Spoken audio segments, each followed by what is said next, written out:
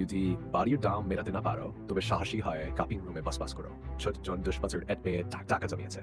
এখন সে তার স্ত্রীকে এই টাকা দিয়ে একটি বাড়ি কিনতে দিয়েছে, কিন্তু বাড়িটি ছোট্ট কেন সেখানে ফিট হয় না। দম্পতি শুধু শুয়ে থাকতে পারে এবং কিছুই করতে পারে না। হতাশ হয় স্ত্রী এটিকে নতুনভাবে ডিজাইন করার সিদ্ধান্ত নেয়। প্রথমে শক্তিশালী গালভানাইজার স্টিল দিয়ে তার হাইড্রোলিক বেড ফ্রেমটি ইনস্টল করো। পরিবেশ বান্ধব কঠিন কাঠের ভিনিয়ার দিয়ে ঢাকা।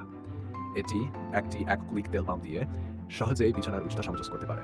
বছরের 14 করে আরামদায়ক করার জন্য একটি নম্বর প্রেস করা হয়েছে। একটি লোড বেয়ারিং দেয়াল কাঠের বাক্সে সংক্রান্ত সুইচ বক্সকে স্থাপন করো। ফোন চার্জ করতে এবং প্রচলিত বিছানার পাশের টেবিলের পরিবর্তে এটি আরামের জন্য একটি কুশন করো এবং সহজ প্রবেশের জন্য একটি স্থাপন করো, যাতে তার মাথায় আঘাত না পায়। বিছানার নিচে একটি বড় আলমারি তৈরি করো। এখানে শার্ট ঝুলানো হয়। নিচে 3টি বড় ড্রয়ার অন্তর্বাস রাখা এবং দুর্গন্ধযুক্ত মজার জন্য একটি আলাদা অংশ থাকবে। ছোটজনের প্রিয় সাহিত্যিক কবিতার একটি সংগ্রহ রাখো। জানালার পাশে একটি ডেস্ক রাখো। এখানে সে তার পরিবারকে সমর্থন করার জন্য নির্বিচ্ছিন্নভাবে কাজ করে। ডেস্কটি ডাইনিং টেবিল হিসাবেও ব্যবহার করা হয়।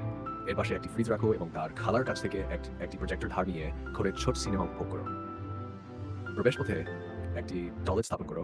ছোট্টার জন্য দেখে সহজে বুঝতে পারবে। এটি জলরোধী ও অ্যালুমিনিয়াম বোর্ড দিয়ে ঘিরে রাখো, আগুন প্রতিরোধ করে এবং প্রয়োজনের সময় সহজে হয়। এটি একটি ইন্ডাকশন কুকার করে কিচেনে রূপান্তর করো। দেয়ালে ল্যাম্পশলা এবং বাসনপত্র ঝুলিয়ে রাখো। মেঝেতে এবং দেয়ালের সাথে মিলিয়ে একই রোগের ওয়ান টাইল সবসা বিপরীত দিকে একটি বড় শাওয়ার ইনস্টল করো এবং সেখানে বা প্রসাধনী সামগ্রী সংরক্ষণ করো। মাঝখানে একটি কাচের পার্টিশন কুয়াতে আলো প্রবাহিত হতে পারে।